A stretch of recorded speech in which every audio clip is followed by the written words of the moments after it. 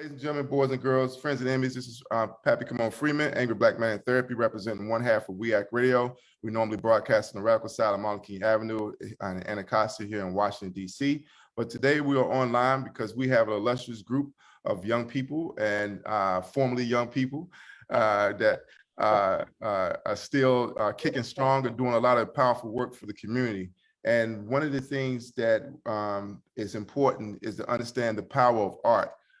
Even the great Albert Einstein says that imagination is more important than knowledge. And having said that, that means the art is of optimum importance, especially when we're talking about the times that we're living in right now, because art and the imagination is the one thing they cannot control. So we should not take lightly opportunities such as this project is addressing. Campaign 72 with Miss Shirley Chisholm, one woman show that was written exceptionally well, performed exceptionally well, that has been dazzling audience since it has launched. And we are honored to have opportunity to see that play right here in Washington, D.C. at the Art Theater, the Kennedy Center of East of the River, I like to call it, the Black Box Theater. And we're going, you'll see that you can get tickets in the link here if you're watching this live stream now. But before we get started introducing this wonderful cast that brought this woman's words to life, we want to start first by sharing and hearing from our subject from her own point of view, her own words, the sound of Miss Shirley Chisholm. So give us just a second and we'll go to that now. Americans all over are demanding a new sensibility, a new philosophy of government from Washington. Instead of sending spies to snoop on participants at Earth Day, I would welcome the efforts of concerned citizens of all ages to stop the abuse of our environment. Instead of watching a football game on television, while young people beg for the attention of their president concerning our actions abroad, I would encourage them to speak out, organize for peaceful change, and vote in November. Instead of blocking efforts to control the huge amounts of money given political candidates by the rich and the powerful, I would provide certain limits on such amounts and encourage all the people of this nation to contribute small sums to the candidates of their choice.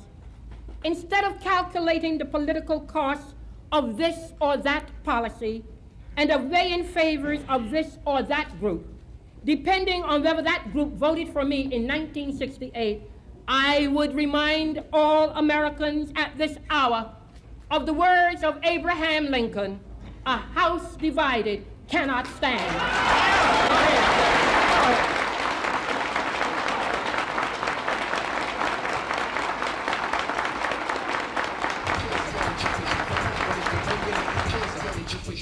But it's the breaking chisel. Shirley just push off on but it's the breaking rhythm. What I got is rhythm.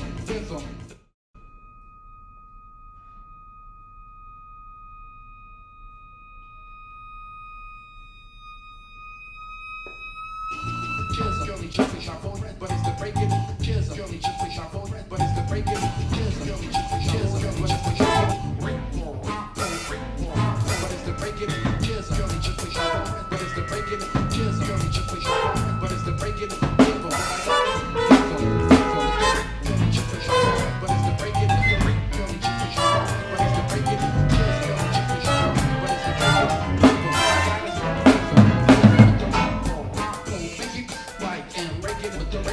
What I got is breaking with the breaking is the prince, but I voted for Shirley Chisholm. That is, but I voted for Shirley Chisholm by Ted Hearn. He's a composer who led the Fulcrum Point New Music Project. I felt some kind of way to point out the fact on how I came to know Shirley Chisholm.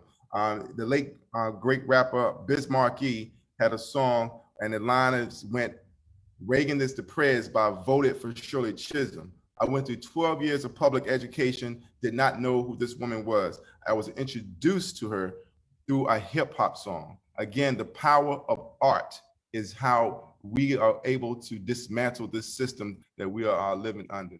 And Shirley Chisholm was a towering figure ahead of her time. And now these wonderful people here has joined together to create a production to bring her words to life. I want to introduce the star of the show, Miss Dominique B. the gifted playwright Odell Ruffin, and Lynn Dyson, the man with the plan that's bringing it all together. Welcome to We Act Radio, ladies and gentlemen. All right, brother. It's always a pleasure to be here with you, my brother. You speak truth to power. That's why I like you. Yeah, we do. A little rough start here, but we're going to smooth out the rough edges when we do this for real. Let them know where this production is being seen, how long it's been seen, and then I just want to turn the floor over to you guys to tell us, how did you first come to know Shirley Chisholm? Well, the show opened April 21st at the THEARC, the Black Box, 1801 Mississippi Avenue. And it closed, the first phase of it closed on April 30th. We're starting back up next week, May 10th, 11th, and 12th, back at the Black Box, 1801 Mississippi Avenue. Each day we'll have two shows. There'll be a 2 p.m. show and a 7 p.m. show on the 10th, 11th, and 12th. And we invite everybody to come out. People have been raving about this show. And so, you know, it's going to be gone soon here in D.C., so come out and see it. And, you know, come on, a lot of you heard it through rap or heard it through books. I was actually alive, living. I was 20 years old in 1972. So more than likely, I can't remember when I heard about her, but, you know, I probably voted for her. You know, I know McGovern was running for president. You know, I was getting ready to, I was at Howard University in the School of Communications. I was getting ready to go to the DC Black Rep the following year. So I was a radical back then. So I more than likely voted for Shirley Chisholm. That's how I first heard about her. And we're going to pass that baton. How did you first come to know Shirley Chisholm? Well, me personally, I didn't get an opportunity. I wasn't alive at that point, but I didn't get an opportunity to actually learn about her during school. He had to point out that he's still a young man, baby. Go ahead. Sorry, I couldn't help myself. I'm just saying, like, but I was intrigued by it though. The first time I learned about it was I happened to watch, there was a news broadcast that was talking about, I think it was Black History Month, and it just mentioned her name briefly. And I was amazed that that actually took place. And like I would talk to audiences and I tell them that I wasn't at a certain point where I could actually put a few things together to actually create the show. So when I got a little bit older, I became a little bit more intrigued about learning more about Shirley Chisholm. And it wasn't until I watched the documentary about her that actually inspired me to want to write the play version of this. Mm. And Dominique B, the star of the show. Yeah, so I just knew the Cliff Notes version, right? Or the tagline of Shirley Chisholm. They didn't go into depth in the school system, unfortunately. That's why we need to be out here advocating for our history to not be erased from the educational plans in the school systems, or we need to be upfront in advocating for each other to be teaching our own at home. But yeah, I only knew the basics about her, that she was the first African-American woman in Congress and to run for presidency. Didn't know much else about her beyond that. Okay, for those who are joining us and may not know, Shirley Chisholm was many things: a nursery school teacher, author, the first Black Congresswoman in 1972, perhaps most impressively, the first Black majority party candidate to run for president of the United States, although she had to fight to be included on primary ballots, and that's not only due to the sexism, but obviously the 500-year-old institutional white supremacy of racism. On what would have been, I think, her like a 96th birthday, she would have been 1924 this year. We remember her legacy, and as we continue to try to fight the status quo, we got the abortion debate running right now, and her legacy of being unbought and unbossed is still alive and very relevant today. And one of the quotes that she has that I love and I repeat often is that if they don't give you a seat at the table, bring in a folding chair. bring in your own chair. So how is this production relevant today beyond the words that we know Shirley Chisholm for the people who may not know about her now? I mean, we're still talking about some of the same issues, right? Like, as you said, the abortion laws are in threat of being repealed. So that's a woman's right to choose. That's what she was advocating for, the right of women to choose for themselves and to voice their own concerns and to speak for themselves in office in this country. And yet we still had the deplorable display of them treating the Honorable Judge Jackson at like less than, when her, you know, her resume outweighs everyone who sits on the court to this day. So we're still fighting the same thing Shirley Chisholm was speaking out against 50 years ago. It's absurd that we still is trying to pass the Equal Rights Amendment, and it's, wow, the United States, right? America. Yeah, it's a hypocritical nation and needs to get its house in order. Martin Luther King said that. But one of the quotes that I love from her, she says that we must reject not only the stereotypes that others hold of us, but also the stereotypes that we hold of ourselves. And I think that is a glass ceiling that unfortunately continues to need to be broken. And until we get that done, there's more work to do. But this production is you on stage alone. Can you tell people what they're expecting to see from you in this production? I can say that they can expect a real in-depth and character analysis of Shirley Chisholm. It's not, I try to go deeper than just the surface, you know, try to tap in to what she was fighting for, what her mindset would have been going through these issues at this time, going through this major life event at this time. You're gonna get the real deal. Like, I'm gonna bring, you know, her mannerisms, her speech. I try to be authentic as possible. You're gonna get knowledge, you're gonna get the education that you may have not known through your educational learnings. Or your miseducation or the absence thereof. That part. The miseducation of our children. Yeah, you're gonna get some facts. You're gonna get a little bit of everything from where she's from, a little bit about her early life, and to her time running during that year of 1972. And I'm sorry, I would be remiss if I don't mention that Campaign 72 is produced by Multimedia Training Institute, a nonprofit youth and young adult training production company. Unbought and Unbossed, a dramatic tribute to Shirley Chisholm. This is Odell Ruffin's award-winning Campaign 72 returns for selected date engagement and has ran starting in April and runs throughout to May. What is the last day? The 12th is the last day.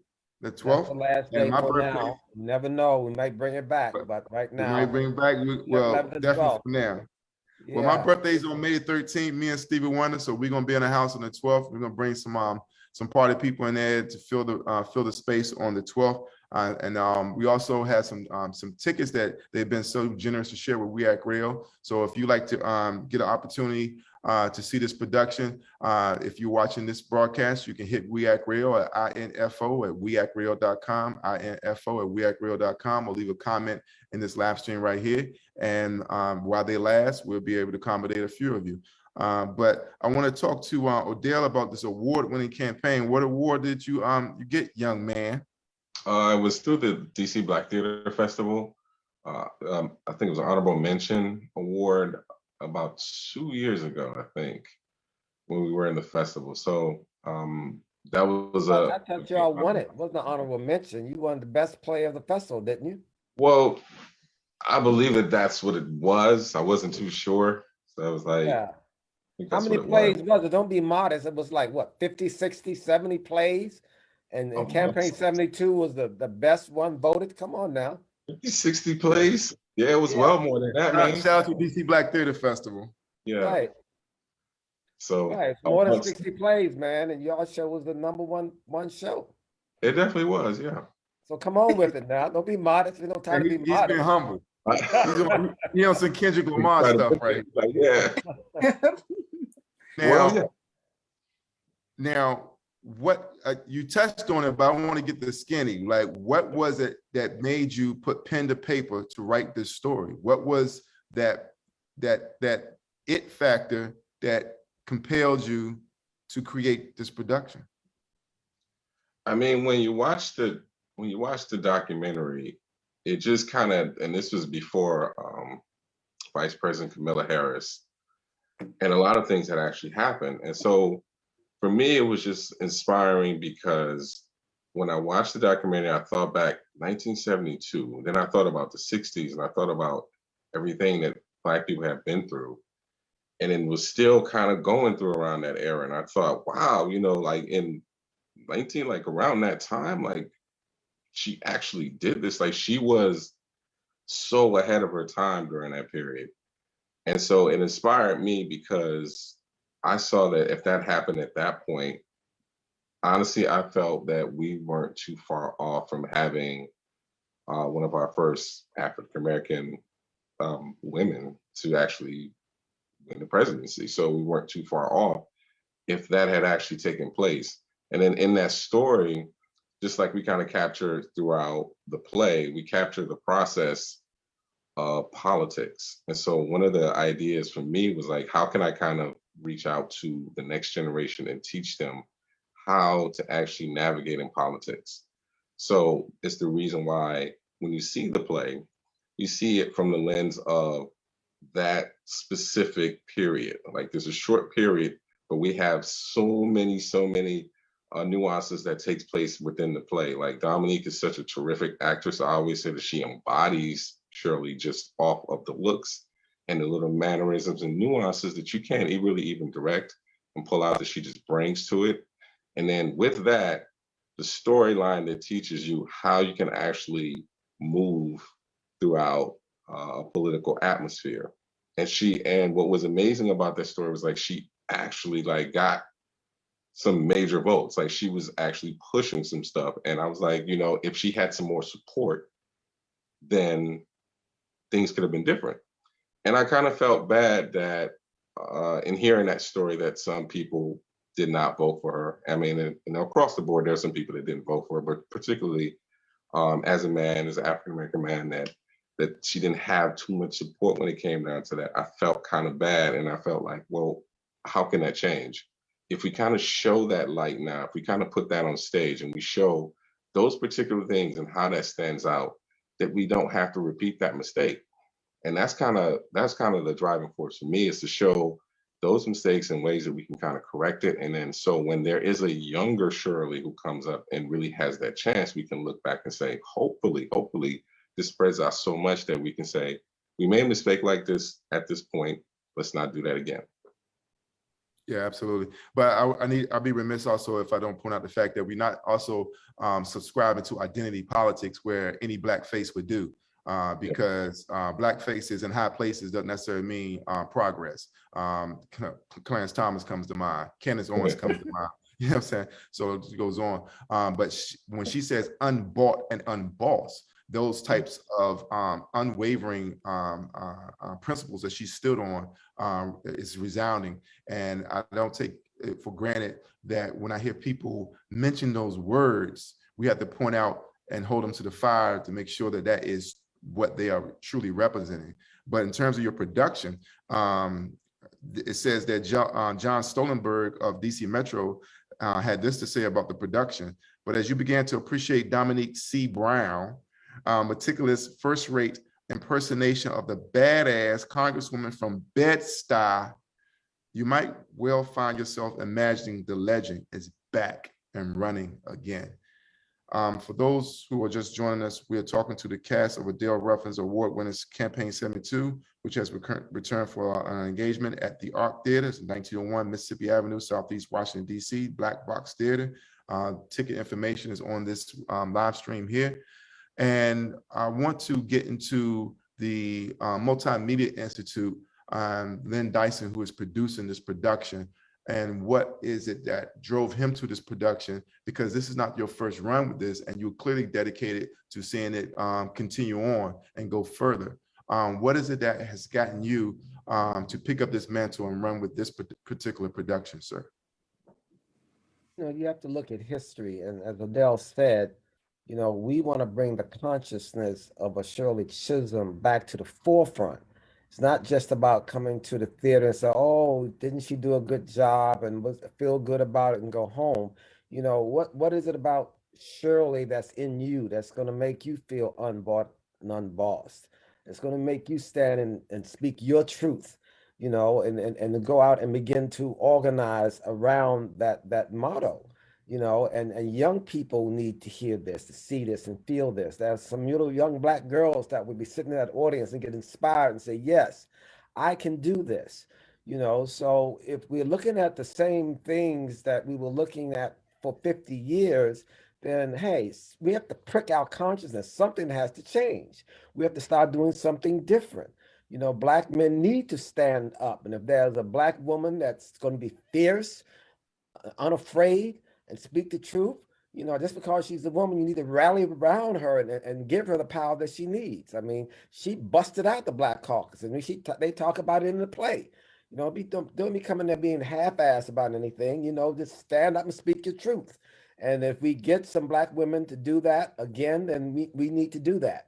And hopefully this younger generation will hear this and feel this and know this and begin to understand how to politically organize around this. You know, I was just talking to Lavonia Perman in Detroit. She's a big pusher for Shirley Chisholm. She has her own radio show there. I was talking to Lon Walls, who's a big-time Black political person. I said, look, man, we need to take this play and we need to take it into the Black caucus districts around the country.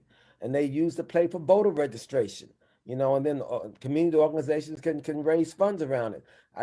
Interesting enough, Bob Johnson is coming on Lavonia Perman's show talking about reparation. I said, all right, Bob Johnson, if you want to throw your money around, throw your money behind. You mean Bob Johnson from BET that never had any political content and got rid of all their news productions? Bob Johnson going to come on her show to talk about reparation. I said, well, you can talk about reparation and voter registration at the same time and throw your money behind this play to take it around the country, because that's what we need to do. Shirley was a founding member of NOW. She was a founding member of the National Congress of Black Women. She was a member of the Deltas. She was a founding member of the Black Caucus. Come on now. You got all these chapters all around the country that could be galvanized around this show. You know, she talked about the college. We need to look into the college circuits, you know, and do all of this. So this message needs to be renounced and continue to be pricking the consciousness of someone out there in that audience. Hopefully someone will sit in that audience and say, damn, I need to organize. I need to get this together. I need to get this ANC and this civic association and this block captain over here and pull together and do something, man. You know, art is the catalyst for change. You know, we can say things on stage and get away with it. We say in the street, they might want to lock us up. All right, so come on now. Or tackle you on stage. Oh, wow. I heard what happened to Chappelle. Oh my God. Punks jump up to get beat down. All right. Shout out to Dave Chappelle and Chris Rock. Right. One of the quotes that Shirley Chisholm is famous for, she says, be as bold as the first man or woman to eat an oyster. Think about that for a second. Let that marinate. Hot sauce. Okay. Now, Adele, your production does come off as if it is a political education class. Is that something that you intentionally put into the work, or is that just how Shirley Chisholm is?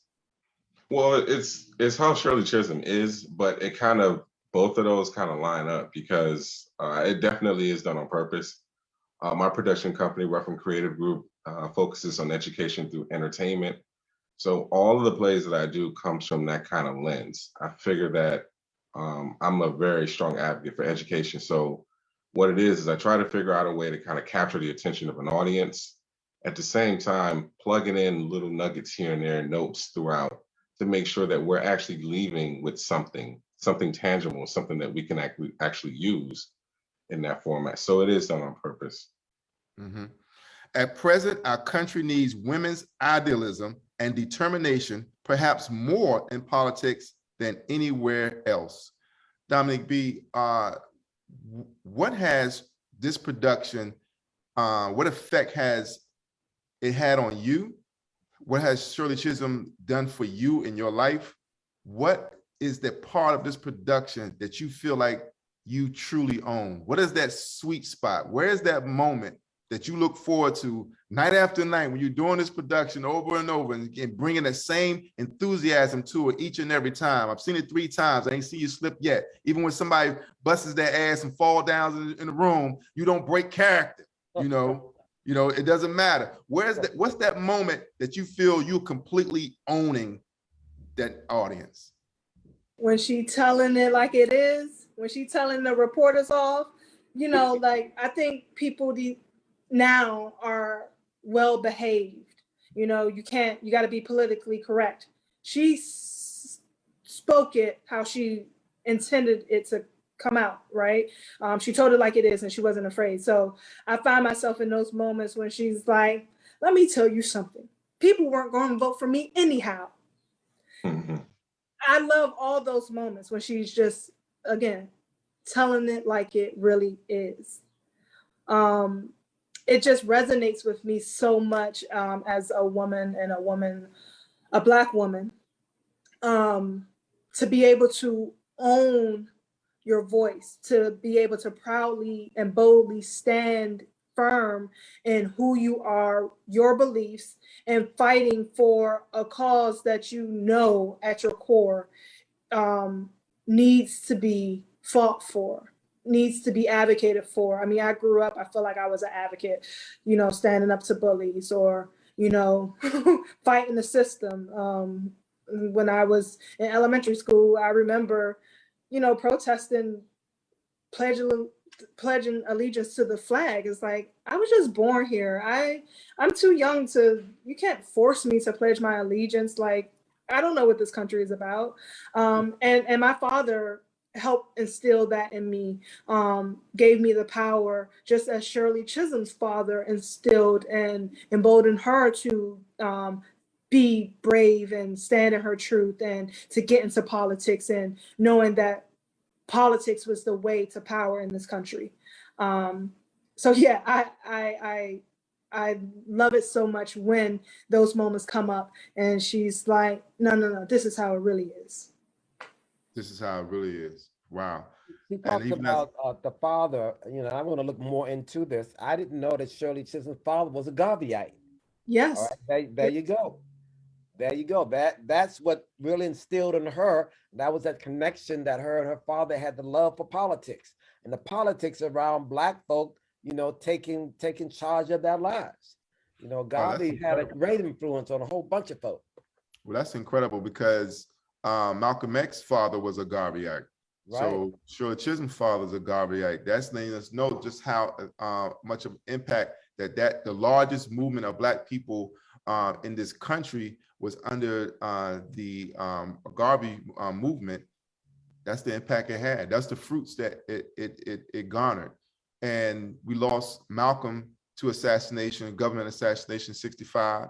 We lost Martin Luther King to a government assassination in 68.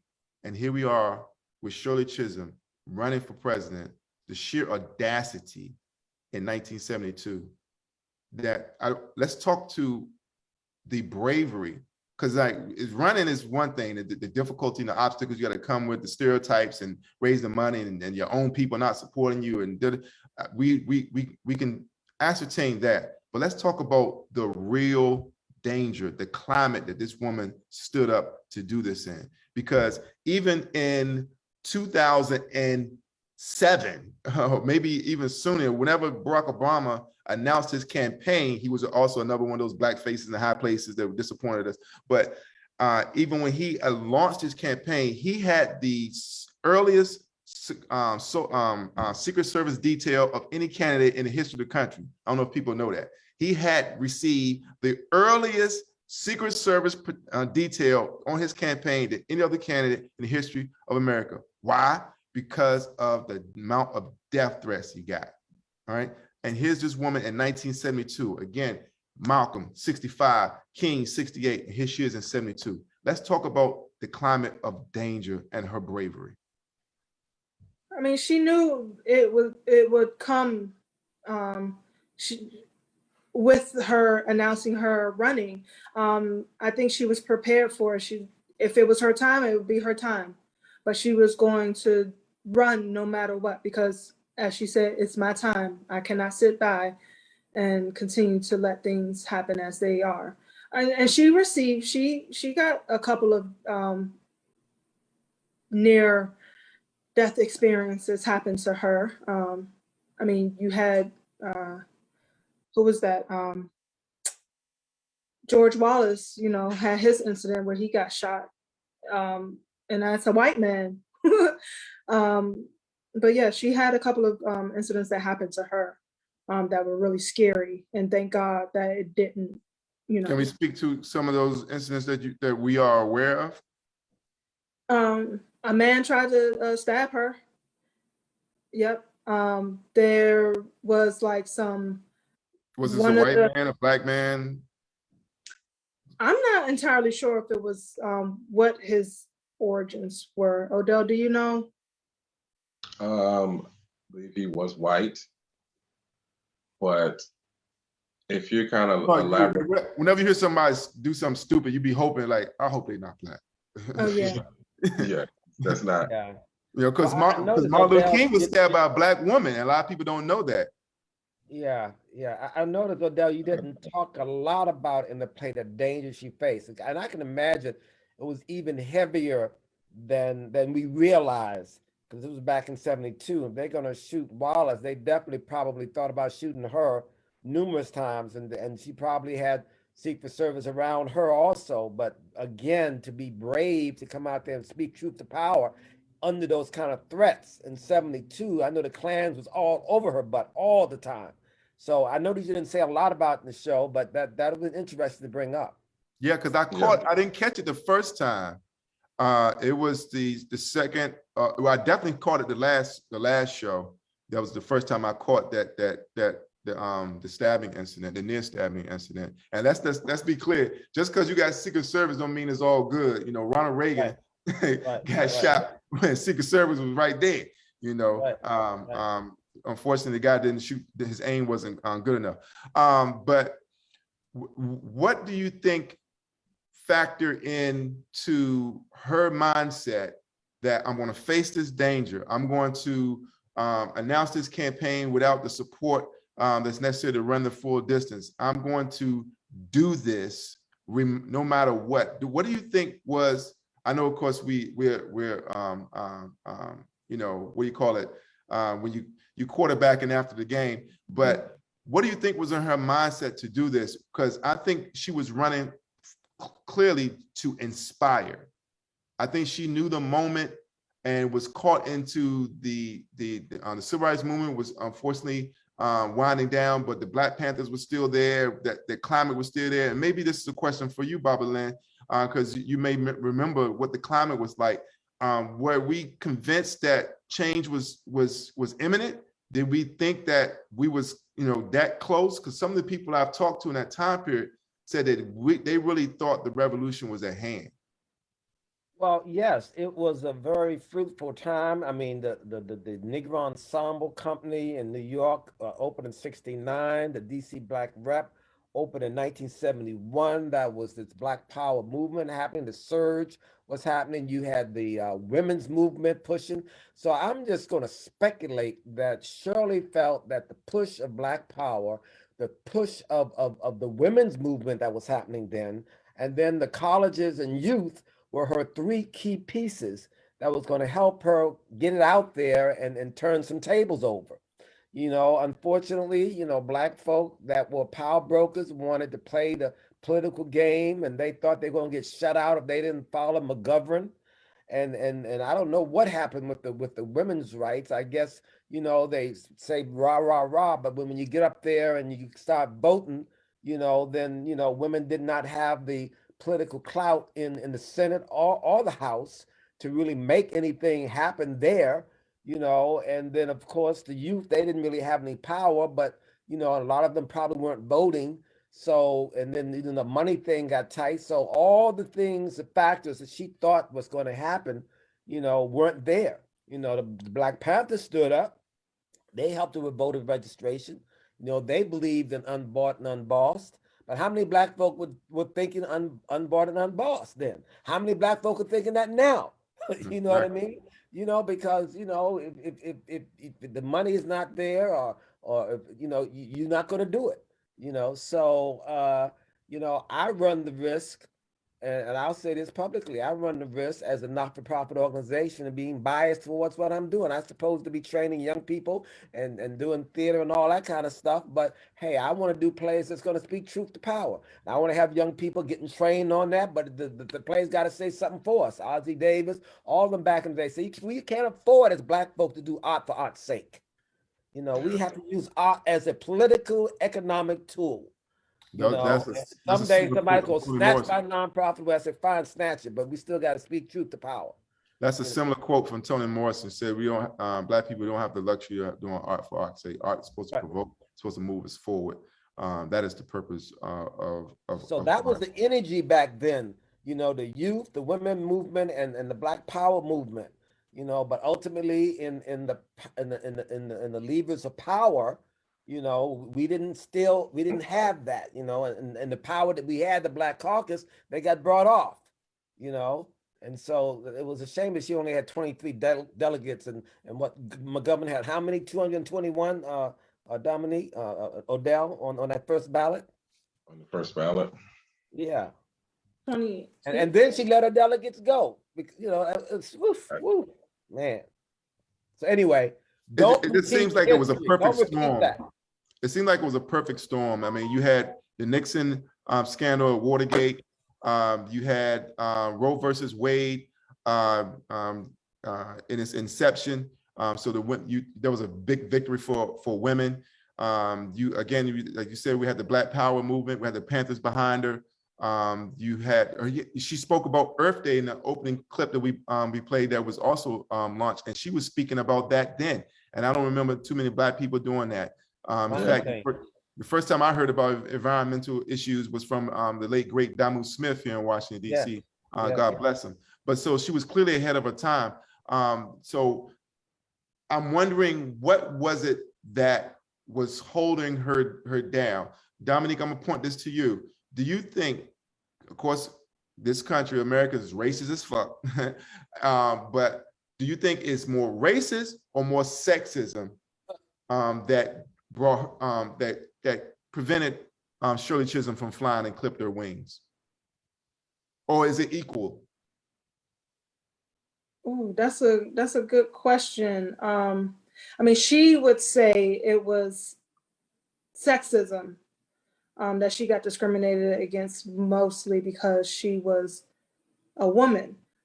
But it's both, like, her being a Black woman, you can't differentiate the two, because then you have the women not supporting her. And why weren't the women not supporting her? Because she was a woman, because she's Black as well as being a woman. So it's like, in society, you got to look at where we fall, right? You got white man, Black man, and it depends on in what vein we're speaking about. But white man, Black man, white woman, Black woman at the bottom. Okay, I just want to make sure that we clear. There's some space between that white man and Black man. And if we go with the apartheid system that South Africa had employed, it was kind of like black. It was like white, brown, Color. Yeah. Hey, what's that thing they used to say? If you're Black, get back. If you're brown, stick around. If you're white, you all right. You're right. Well, that's still in America. Like, even and we still dealing with that. Brown, yes. White supremacy. cousins, and like, it's Latinos will tell you, at least I'm not Black. I may be brown, but I am not Black, Wow. right? So, people feel that way, really, like anywhere in the world, at least I'm not Black. Let me ask you all something. I'm gonna ask everybody this question. We can talk ourselves till we blue black in the face, and we are that already, about what the problems are. You all as young people, what do you all think the solutions are?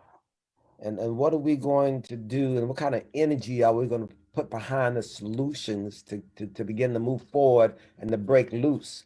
You know, I think there's been an inch of progress, you know, over the years, but I would love to see an acceleration of progress, you know. And what you know, you are the generation we're handing everything over to. You know, we labor the problems. What are some solutions that we can get around and begin to lift that up? I throw that to the table of you young folks. The funny thing with that is that we're in the process of doing that right now. I mean, because we've talked about, for me, I talked about the solution is education. So now education is being taken away in terms of history. Define education, because that's very ambiguous, and I know what you mean, but tell I'm the talking audience about what you mean. overall. Well, there's education, and I'm talking about in the public school system. That foundational education where, and then if you go even deeper, you're talking about history. If you go even deeper than that, you're talking about Black history. So some of that, well, if not all of that, is looking to be eliminated because some topics are too controversial to touch and they want to leave that alone. So for me, the solution is what we have now, which is the freedom of the stage and the next level of the stage. So because we're doing that now, I feel like we are making that change. We are moving forward, especially with multimedia coming into play. So multimedia playing a way in terms of being able to put productions like this together and then having these engaging conversations on Zoom just like this.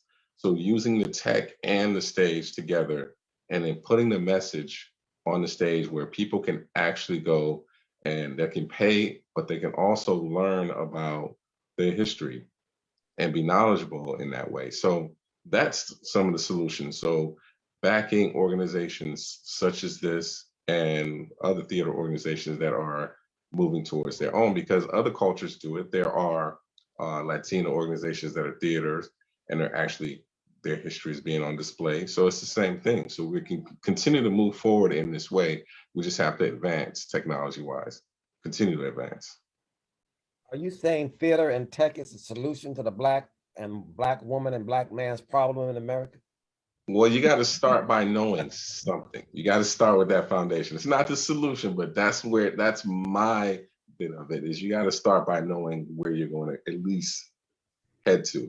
Now, beyond that, just like we had that post-panel discussion, right? So you have, I was told of 5 women on the stage, and they started talking about Shirley, and then it also veered off into other topics, and it veered off into ways that we can change and improve our ways in society. So it starts that dialogue. So first you start with education overall, then it starts with a dialogue, then it starts with movement. And so those are other organizations that come into play and help us find a solution as a whole. So that's a possibility. I think before you get to any of that, it starts in the home, in the community.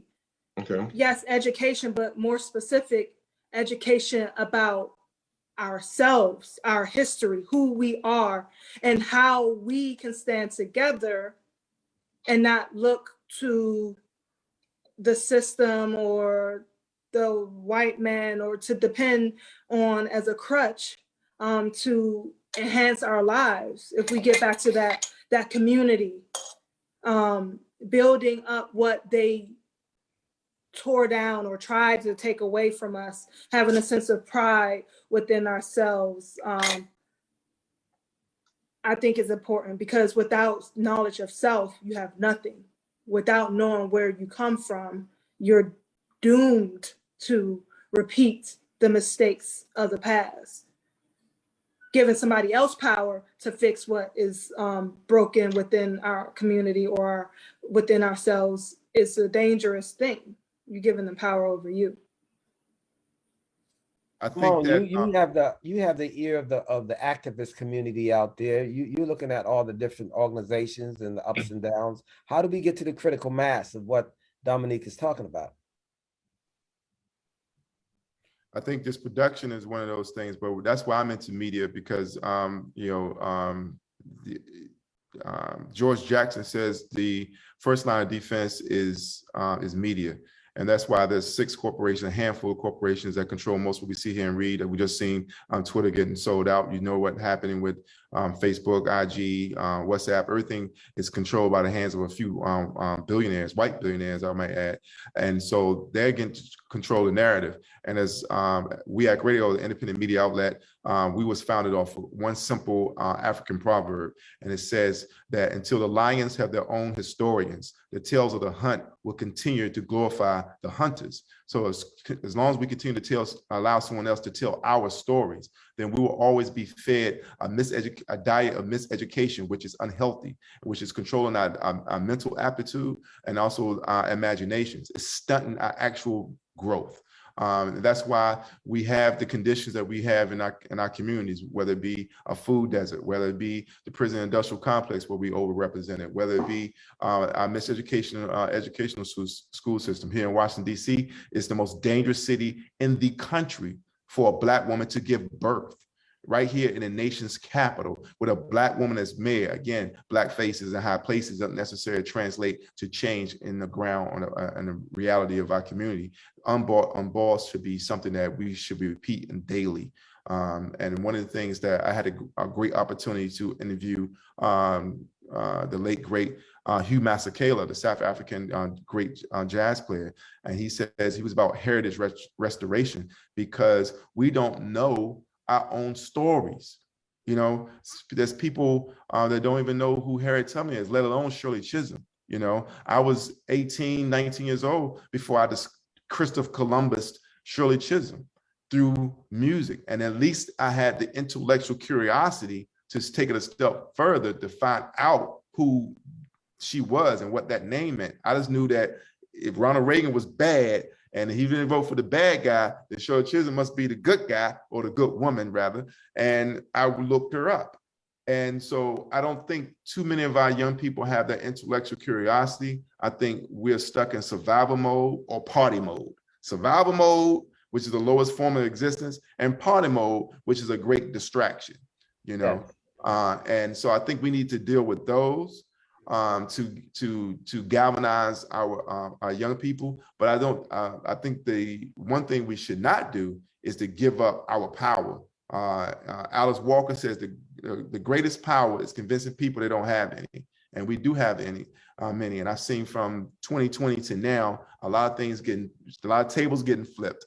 And I think we're going to see a continuation of tables getting flipped. And like you said, Brother Lynn, you know, you challenging the billionaire Bob Johnson, who now is for reparations. Who would have ever guessed? You know what I'm saying? When he ran BET for 20 years and had the ear of the whole Black nation, he never once said that. You know, when he was in a position of power, he never once said that. When Al Gore was in the White House, he never once said anything about climate change. Never once said that. It's like people get off the tiger, then they want to do something. But when they're riding it, you know, they're a little hesitant. And I think that's the same with our people. We're very comfortable. In Washington, D.C., the federal government is the largest employer of people. So they're very resistant to challenge anything that's against the government norm. They're against the status quo. They don't want to rock the boat. They're too comfortable, you know? And so party mode, survival mode, I think those are things that we need to address if we're going to move forward as a people. That's our time here today, ladies and gentlemen. We give everyone an opportunity to make a closing statement, then we'll take us home. And I want to also thank each and every one of you for bringing this woman's words to life and keeping her memory and her legacy of resistance unbossed alive. The floor is yours. My closing statement is we need to use our culture as an economic political tool. And we need to take this play and plays like this and WEAC radios around the world begin to use the media, the culture for the political and economic survival and uplift of our people. And to keep that consciousness going. It's not just coming to the theater and feeling good about it. It's coming to the theater and hooking up with other people, like-minded people, and creating organizing tools in your community to go out and make something happen. Let's celebrate culture. Let's celebrate life. Let's celebrate us through our culture and the beautiful history that we have. And the bottom line is to politically and economically pull it all together. So we're not in a party or survival mode, but we're in an empowerment mode. I just like to say education through entertainment. Oh, the quick Chaos One would call it edutainment. Entertainment. There it is. And of course, we're going to give the last comment to the woman who brought us all here together, that brought the lives of the words and the life of Shirley Chisholm to blistering reality.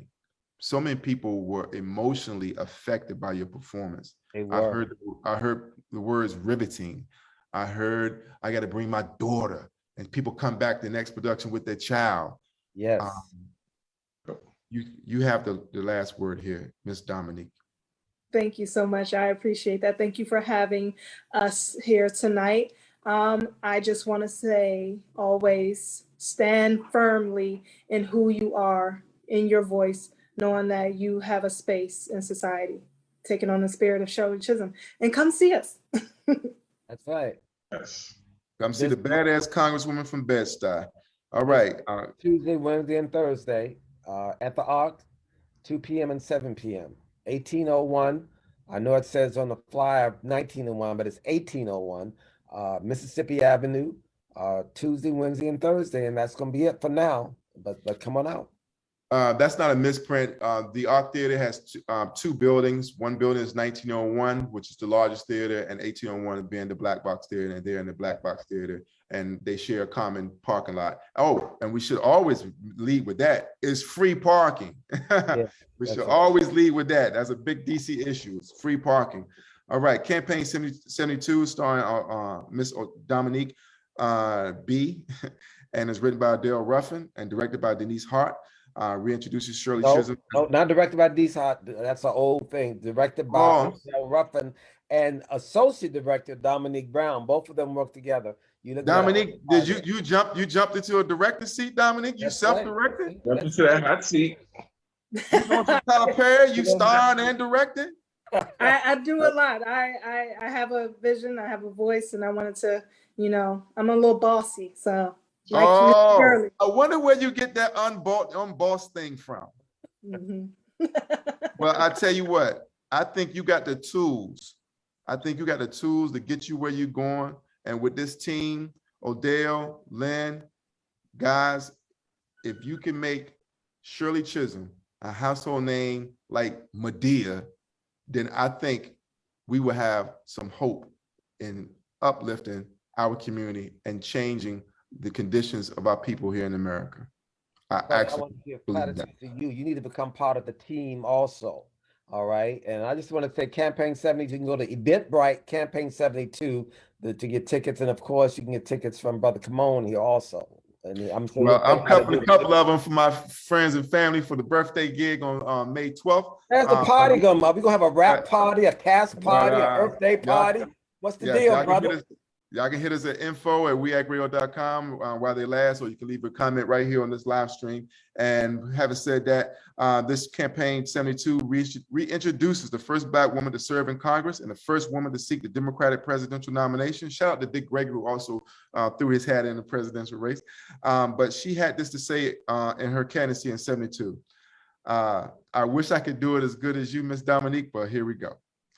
I stand before you today as a candidate for the Democratic nomination for the presidency of the United States of America. I am not the candidate of Black America, although I am Black and proud. I am not the candidate of the women's movement of this country, although I am a woman, and I am equally proud of that. I am the candidate of the people of America, and my presence before you now symbolizes a new era in American political history.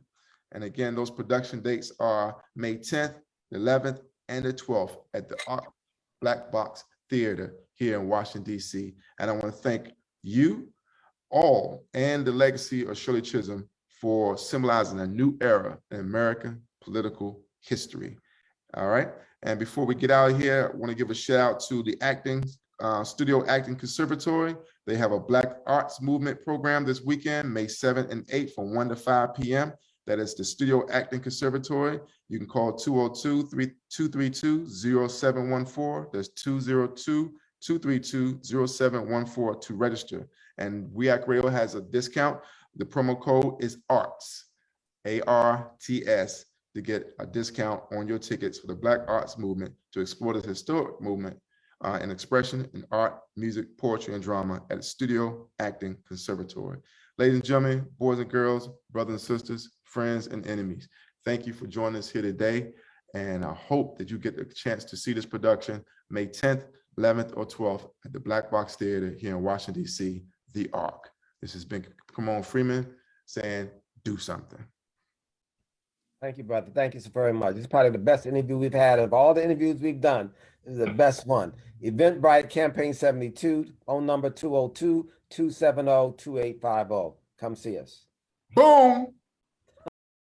Break.